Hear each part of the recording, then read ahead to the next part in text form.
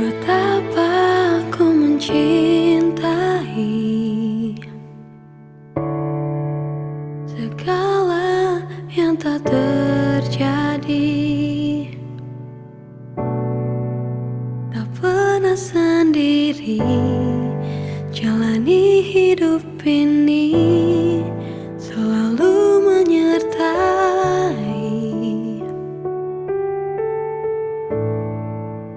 Betapa ku menyadari di dalam hidupku ini kau selalu memberi rancangan terbaik oleh karena kasih.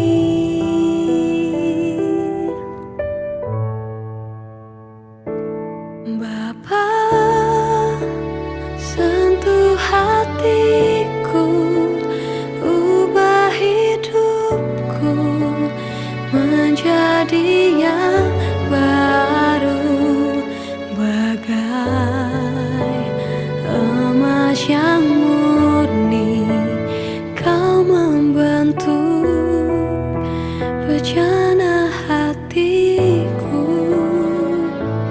Bapa, ajarku mengerti sebuah kasih yang selalu memberi, bagai air mengalir yang tiada pernah berhenti.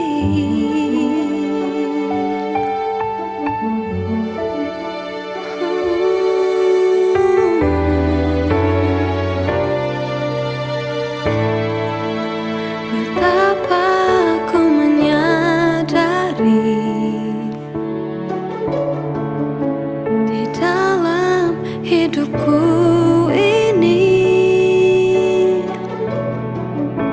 kau selalu memberi rancangan terbaik oleh karena kasih.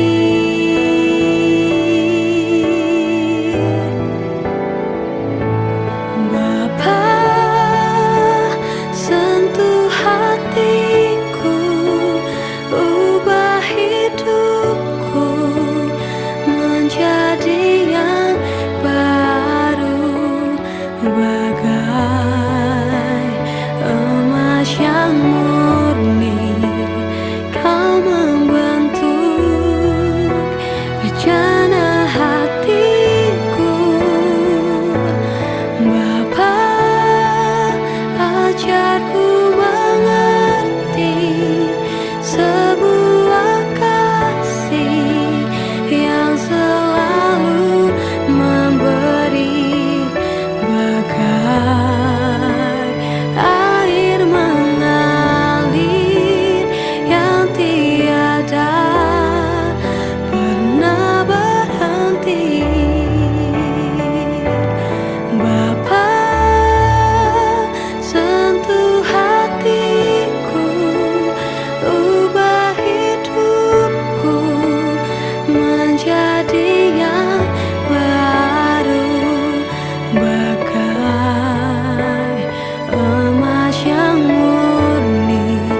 Kau membentuk bejana hatiku. Bapa, ajarku mengerti sebuah kasih yang selalu memberi, bagai air mengalir yang tiada pernah berhenti,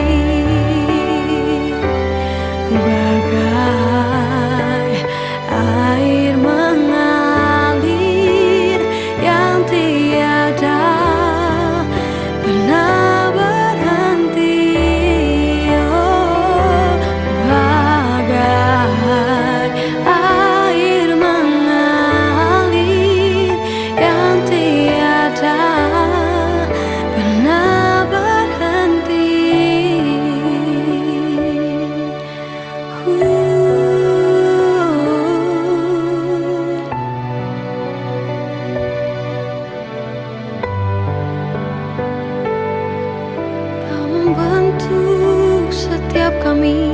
bagai emas yang murni.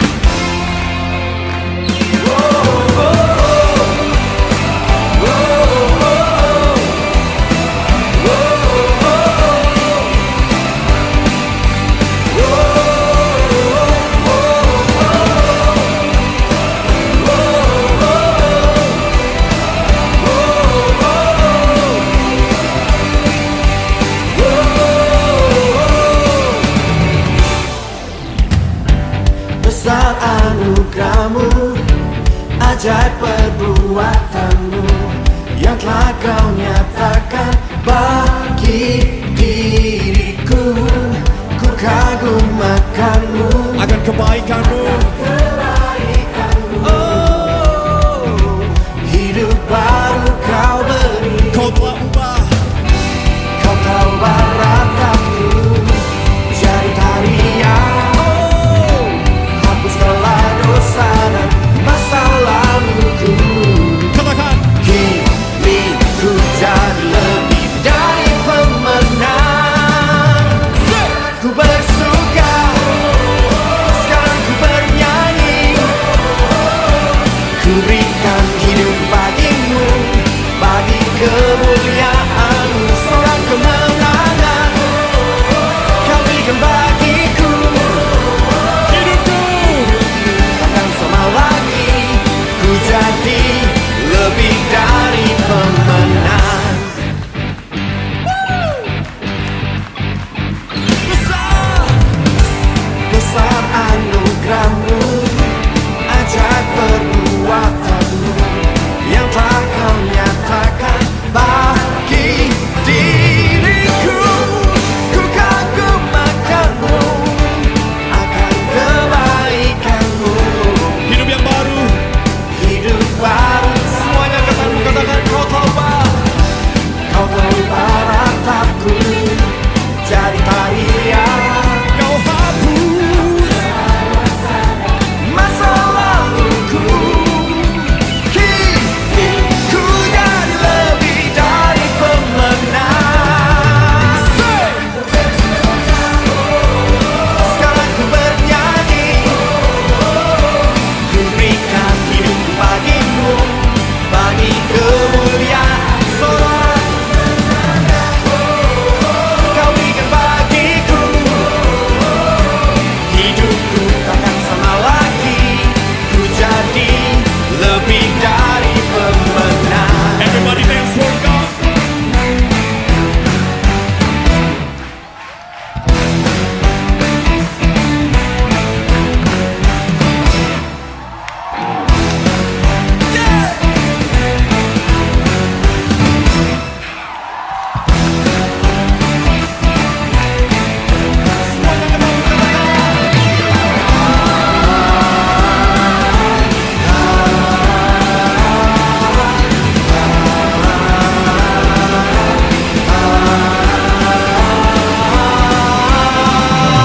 Sekarang ku bersuka, sekarang ku bernyanyi.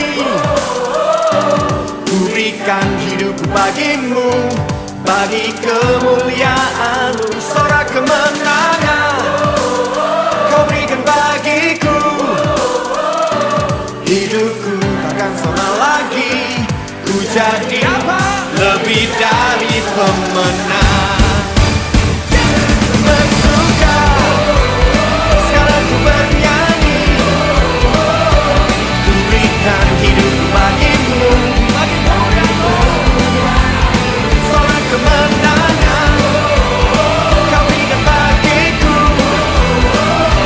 Hidupku takkan sama lagi, ku jadi lebih dari pemenang. Oh, oh, oh.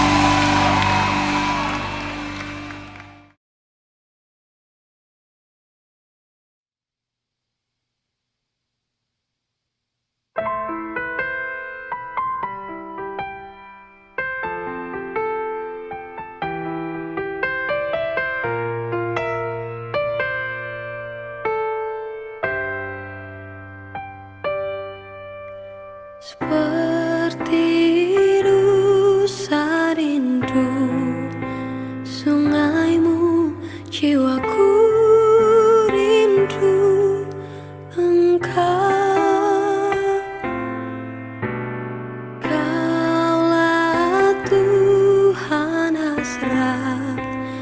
hatiku ku rindu menyembahmu. Engkau kekuatan dan perisaiku, kepadamu rohku berserah. Kaulah Tuhan hasrat hatiku, ku rindu menyembahmu.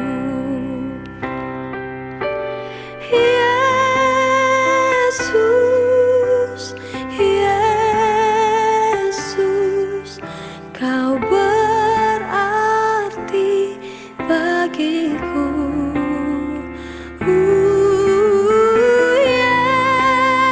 Yesus, Yesus,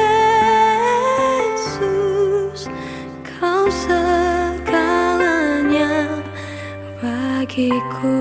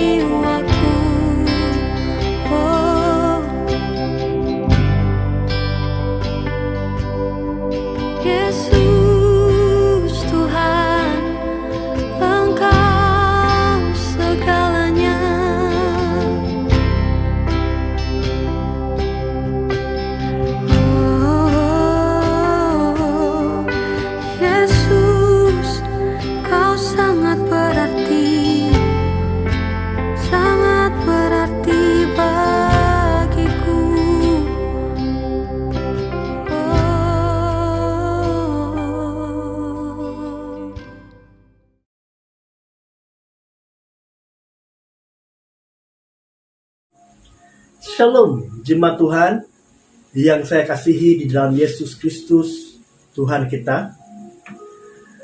Saya bersyukur atas kesempatan yang Tuhan berikan kepada saya untuk menyampaikan kebenaran ataupun firman Tuhan kepada jemaat Tuhan yang saya kasihi. Jemaat Tuhan, mari saya mengajak kita, siapkan hati kita sebelum kita mendengar sabda firman, kita menyerahkan pribadi kita kepada Tuhan. Mari sepimpin kita dalam doa. Bapa yang kekal, Bapa yang mengenal pribadi kami, Bapa yang tidak pernah meninggalkan kami. Kadangkala kemanusiaan kami ini sering meninggalkan Engkau. Tuhan, ampunkanlah kesalahan kami, ampunkanlah dosa-dosa kami Tuhan. Kami sedar tanpa Engkau di dalam kehidupan kami adalah kehidupan yang sia-sia.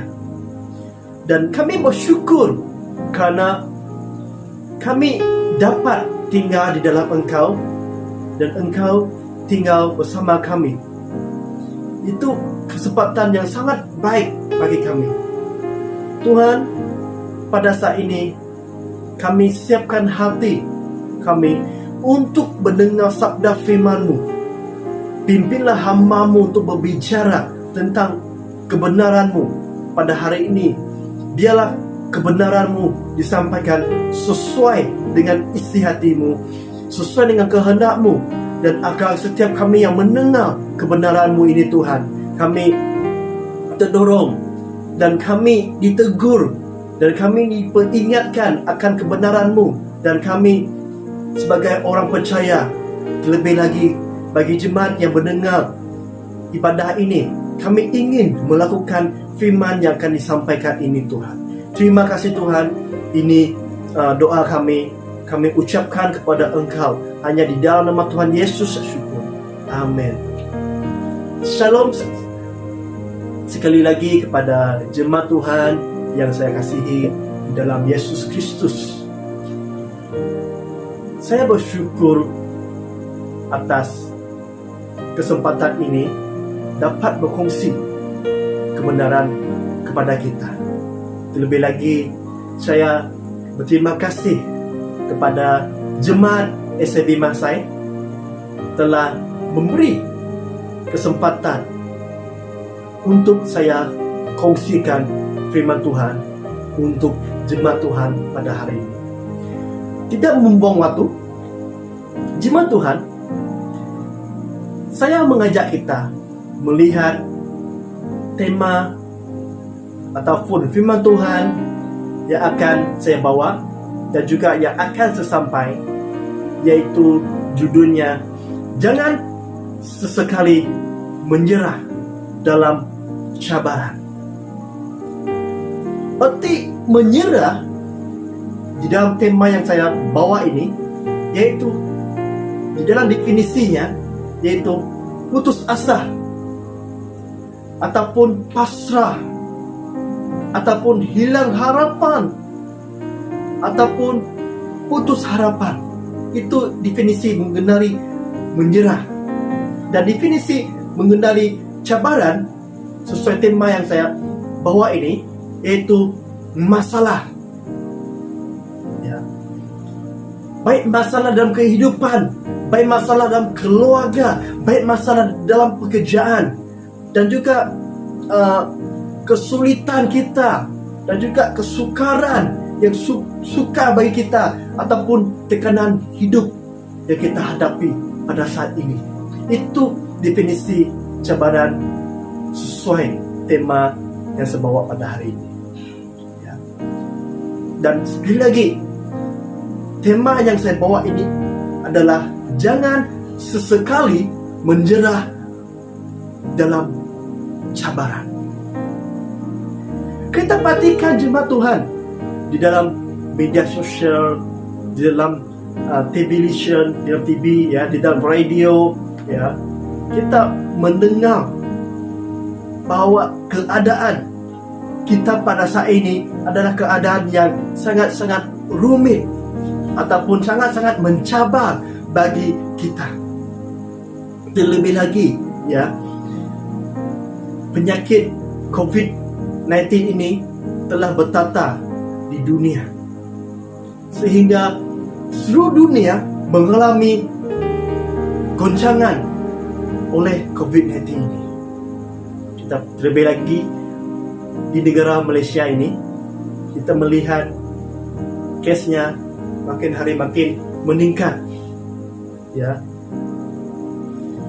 memang bagi kita sebagai orang percaya, ya, terlebih lagi bagi saya, sangat sedih melihat keadaan kita ini.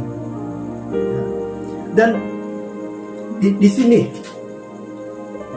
tema yang saya bawa ini, jangan sesekali menyerah dalam cabaran, agar saya ingin mendorong terlebih lagi jemaat Tuhan yang mendengar ataupun mengikut ibadah talian ini.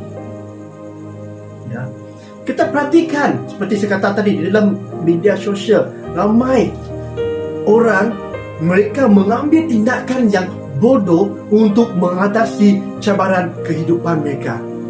Sehingga kita perhatikan di dalam media sosial, ya, kita melihat dalam Facebook, dalam Insta, di dalam berita, ya, di mana ramai orang pada masa kini mereka mengambil tindakan ataupun solusi yang singkat untuk menyelesaikan cabaran kehidupan mereka.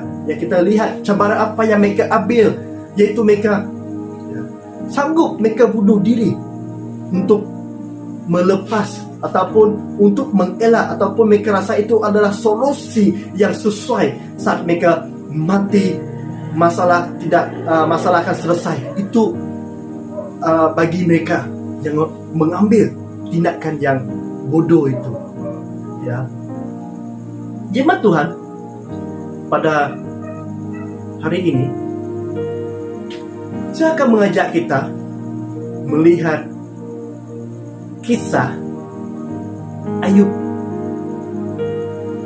Saya percaya setiap jemaat Tuhan yang saya kasihi di dalam Yesus Kristus, terlebih lagi jemaat Tuhan yang mengikut ibadah tersebut, ya, Anda pasti mengenali siapa Ayub ini. Dan pada hari ini, sekali lagi saya akan membawa kita melihat kisah Ayub, ataupun membawa kita membahas tentang kisah Ayub ini. Ya, jemaat Tuhan, Ayub ini dia seorang yang saleh dan jujur. Dia juga takut akan Allah dan menjauhi kejahatan. Dia seorang yang setia ataupun taat melakukan kebenaran di dalam kehidupannya. Dan juga Ayub ini dia seorang yang kaya raya di tanah Has. Dia memiliki banyak harta kekayaan. Dia memiliki banyak sawah-sawah padi, tanaman-tanaman, ya, orang kaji dan sebagainya. Dia ni orang yang sangat kaya. Dan atas kekayaannya, atas kesetiaannya, atas kesalehannya, atas ketaatannya kepada kebenaran Tuhan, ketaatannya kepada Tuhan, sehingga Tuhan mengizinkan iblis datang menguji Ayub. Lalu iblis pun mengatur strategi ataupun mengatur plannya ataupun mengatur rancangannya agar Ayub ini jatuh di dalam jeratnya iblis. Kita perhatikan disebabkan kesetiaannya kepada Tuhan. Jemaat Tuhan, saya mau bagi tahu, menjadi orang percaya ini bukan berarti kita orang percaya ini tidak ada masalah, ya. Tidak ada cabaran dalam kehidupan, ya. Kita mengikut Yesus ini tidak ada sakit penyakit dan sebagainya. Tidak. Itu ajaran munafik. Walaupun kita ini orang percaya, walaupun kita ini orang Kristen, tetap kita di dalam cabaran. Tetap kita di dalam masalah. Kita tidak dapat lari, ataupun kita tidak dapat meletasi, ataupun tidak dapat pisah dengan masalah. Makin masalah kita selesai, makin datang lagi masalah dalam kehidupan kita, ya.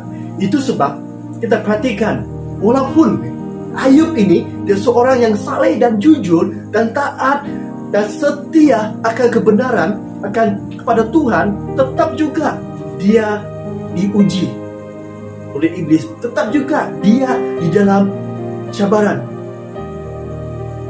Kita perhatikan cabaran apakah yang dihadapi oleh Ayub yang ada di dalam kitab Ayub ini. Pertama, kita perhatikan semua harta kekayaannya hilang sekelip mata. Dari orang gaji yang meninggal, ya, sawahnya hangus, dijilat api, ya, dirompak haiwan ternakannya, ya, kerbaunya, dombanya, semua hilang sekelip mata.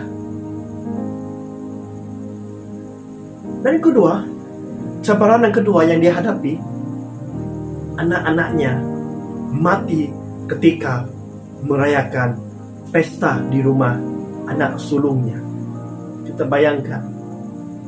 Saya mau tanya kepada ibu bapa yang ikut ibadah tersebut.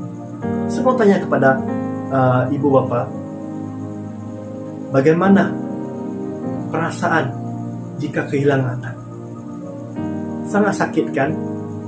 Walaupun saya belum memiliki istri dan juga belum memiliki anak, saya dapat merasakan kesedihan Ayub ini saat masalah ataupun cabaran sekelip mata datang, ya, harta kekayaannya hilang sekelip mata dan juga anak-anaknya meninggal. Sangat sakit baginya ketika mendengar anak-anaknya meninggal.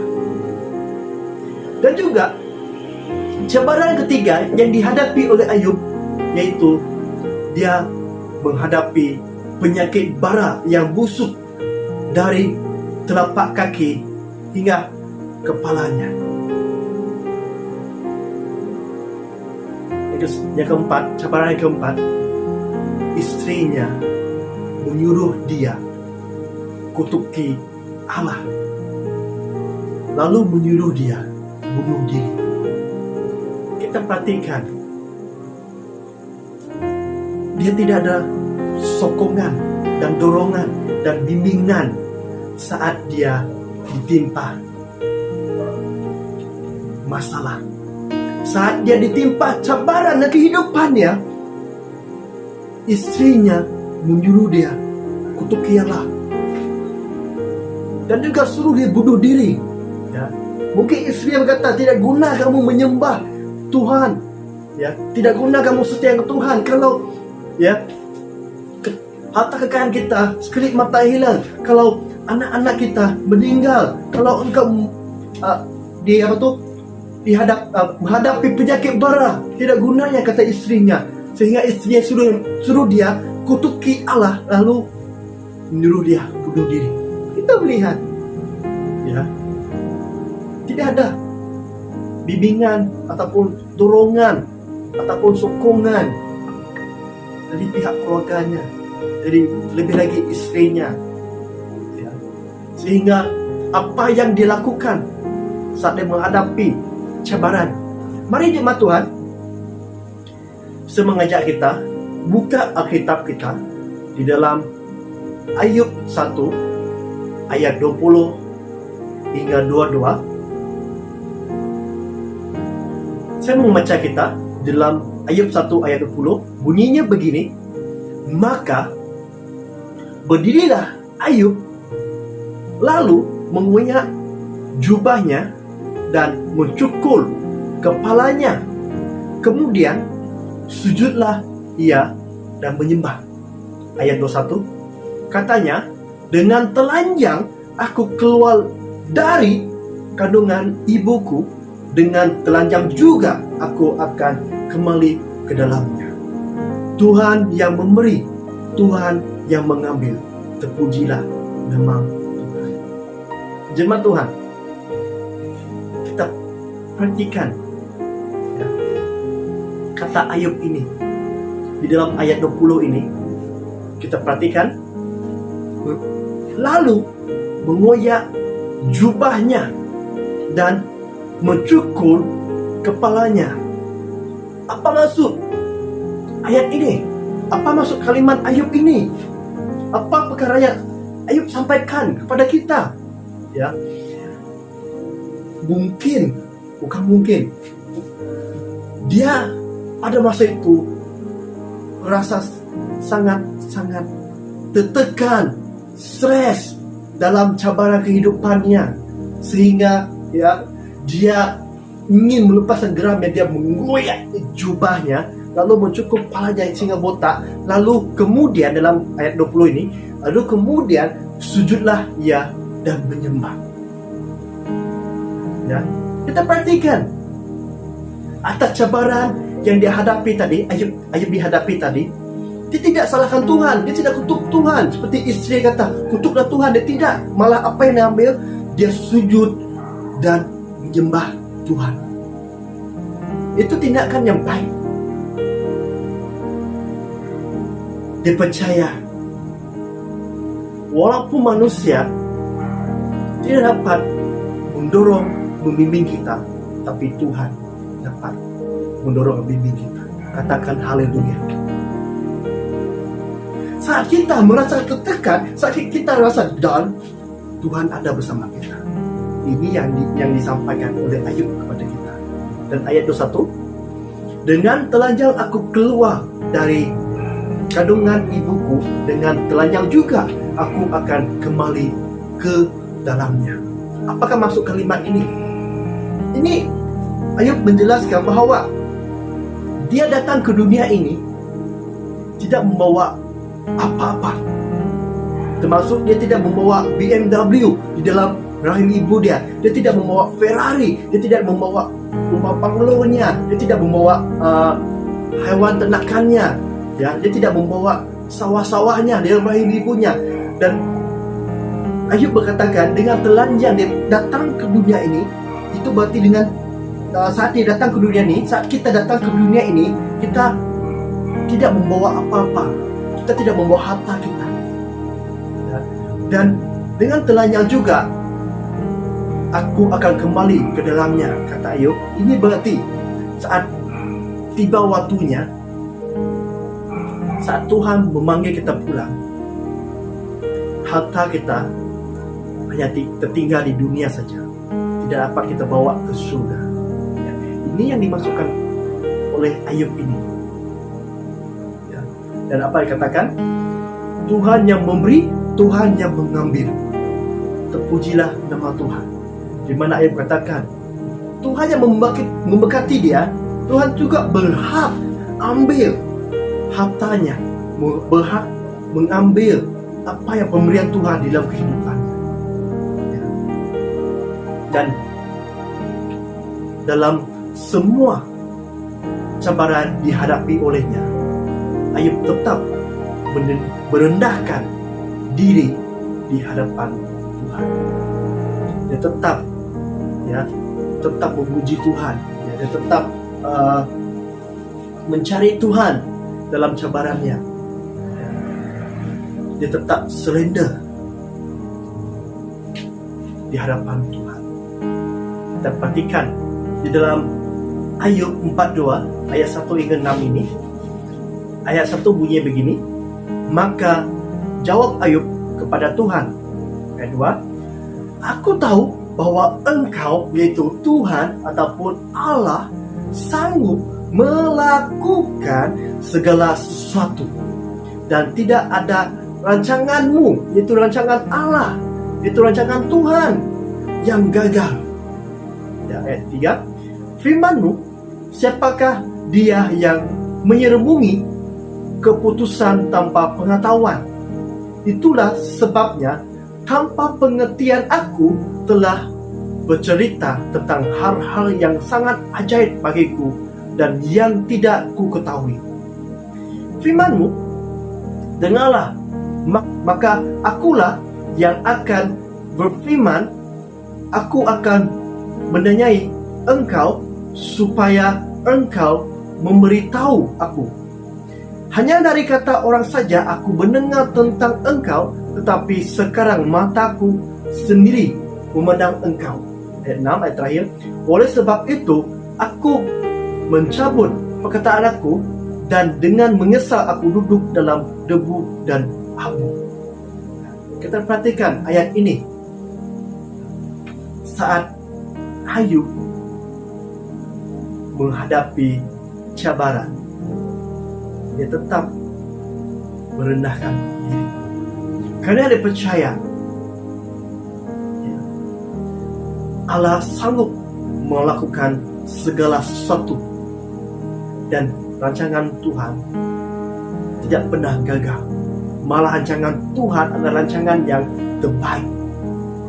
Itulah kata Ayub di dalam ayat tersebut. Ya. Kita perhatikan di akhir kisah Ayub ini, kalau kita perhatikan di dalam Ayub 42 ayat 10 hingga 17, saya tidak membawa kita membacanya, hanya saya ambil poin saja ya, dalam ayat 10 hingga 17 ini. Kita lihat di akhir kisah ini, Tuhan memberkati kehidupannya 2 kali ganda ya, serta memulihkan keadaannya. Wow. Atas kesetiaan Ayub ini, atas kejujurannya, atas ketaatannya.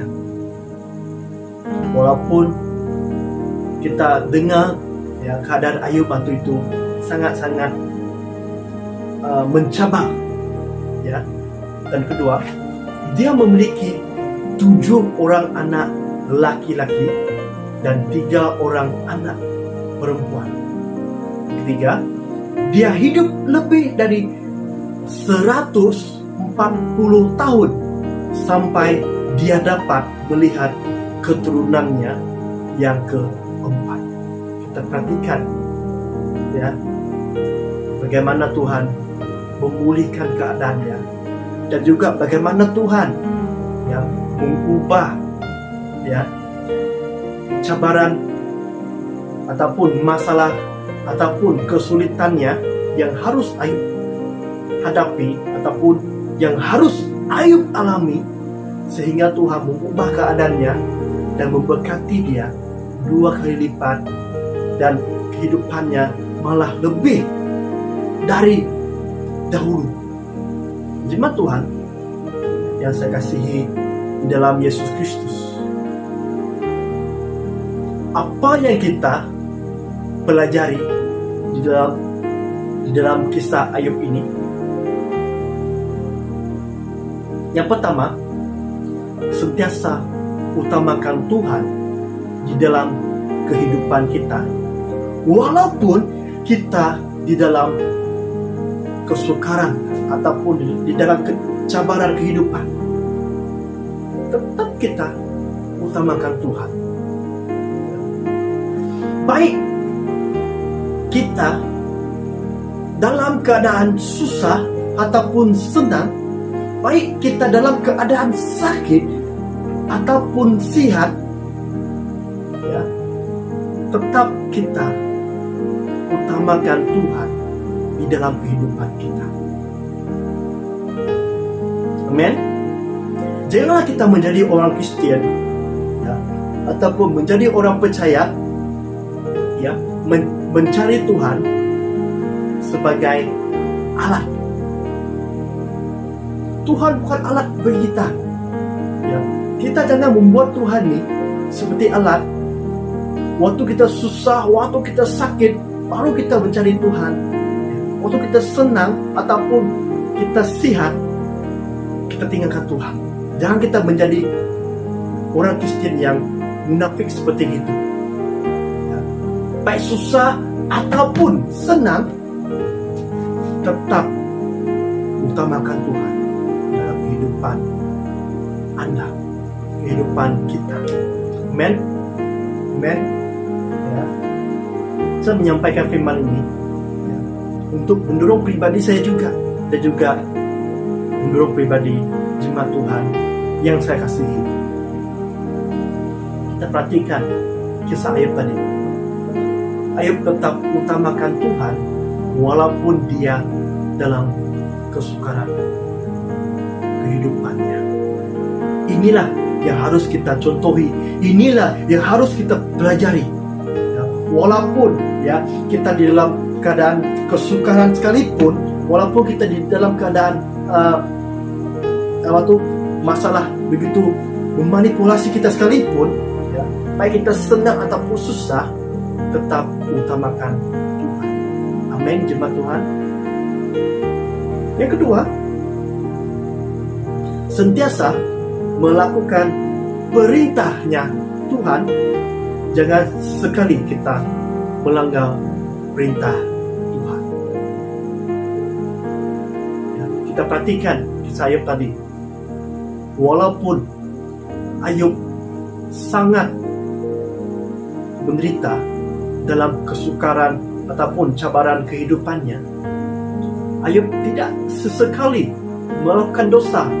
Malah dia taat dan setia melakukan kebenaran, ataupun dia taat dan setia melakukan perintahnya Tuhan.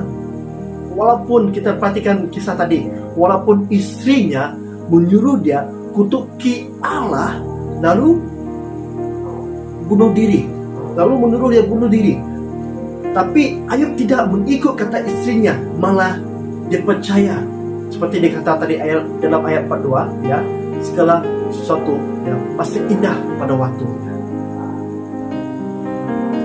Jemaat Tuhan, ini yang harus kita pelajari ataupun contohi dalam kehidupan kita. Ya, memang saat kita di dalam kesukaran, saat kita di dalam cabaran kehidupan, mulailah kita berpikir bagaimana solusinya, ataupun bagaimana kita mengatasi masalah tersebut, hingga ya kita mudah terpedaya dengan rancangan iblis. Ya, kita belajar seperti Ayub melakukan perintah Tuhan. Walaupun saat kita mengalami kesukaran sekalipun, jangan sesekali mengambil tindakan yang bodoh. Ya, tetap surrender di hadapan Tuhan, tetap menyerah di hadapan Tuhan. Karena hanya di dalam Tuhan saja ada solusinya.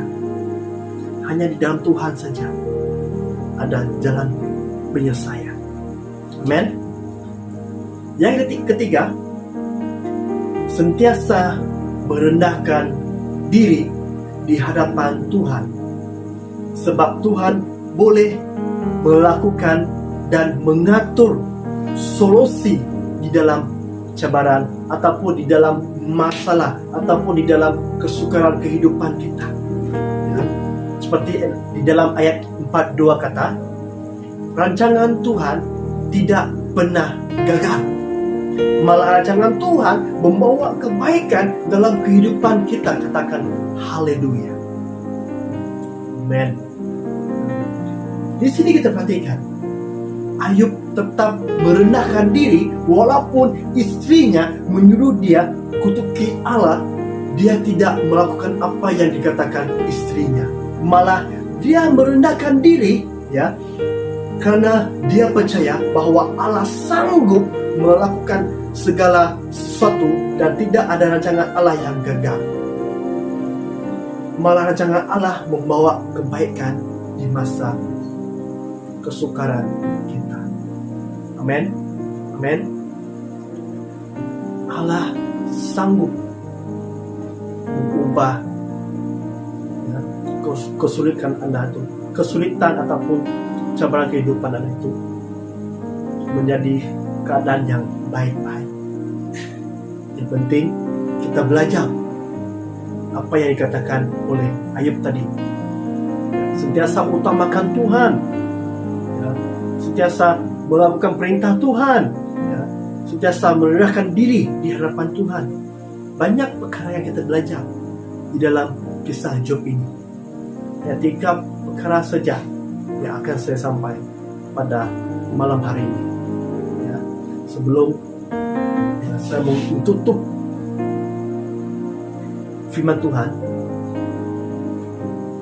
saya mau mengatakan kepada jemaat Tuhan, jangan pernah menyerah di dalam Kristus. Anda sesekali menyerah dalam Kristus. Never give up in Christ. Percayalah, taatlah, setialah kepada Tuhan. Maka setiap kesulitan Anda, setiap cabaran kehidupan Anda, setiap masalah Anda dapat kita atasi bersama Tuhan. Ya. Lebih baik kita mengatasi bersama Tuhan dibanding kita mengatasi bersama manusia. Karena Tuhan tahu rancangan yang terbaik di dalam kesulitan kita. Amen. Tuhan ada solusinya di dalam kesulitan kita. Amen. Mari kita tunduk kepala, semua kita diam doa. Bapa, kami bersyukur atas kesempatan yang kami mendengar sabda firman-Mu pada hari ini. Tuhan, terima kasih atas pengajaran ataupun kebenaran yang disampaikan oleh hamba-Mu. Biarlah setiap kami yang mengikut ibadah ini, kami melakukan tindakan ataupun mempelajari apa yang dilakukan oleh Ayub di dalam firman Tuhan yang kami dengar sebentar tadi. Tuhan, saya berdoa kepada jemaat-jemaat yang mengikut ibadah ini. Saya tidak tahu apa masalah mereka, dan saya tahu bahwa Engkau tahu masalah mereka. Tuhan, saya mendoakan kepada mereka, apapun masalah yang mereka lalui pada saat ini, di dalam nama Tuhan Yesus, di dalam nama Tuhan Yesus, biarlah Engkau Tuhan yang melakukan rancangan-Mu. Biarlah Engkau Tuhan yang melakukan solusi di setiap masalah-masalah ataupun cabaran yang jemaat Tuhan lalui pada saat ini. Mungkin ada di antara kami yang ikut ibadah ini di dalam pusat Korintin ataupun dalam keadaan Korintin ataupun keadaan yang kurang sehat. Saya mendoakan kepada mereka, Tuhan, di dalam nama Tuhan Yesus, bila Engkau memberi kekuatan dan kesembuhan kepada mereka. Ini doa kami serahkan semua ini kepada-Mu Tuhan, hanya di dalam nama Tuhan Yesus. Mari kita sama-sama sebut, amin.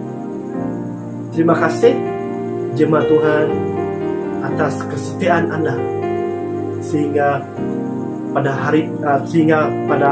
sekarang mengikut ibadah kita, ya. Dan kita akan berjumpa lagi, baik secara fisikal ataupun online. Tuhan Yesus memberkati kita semua. Haleluya.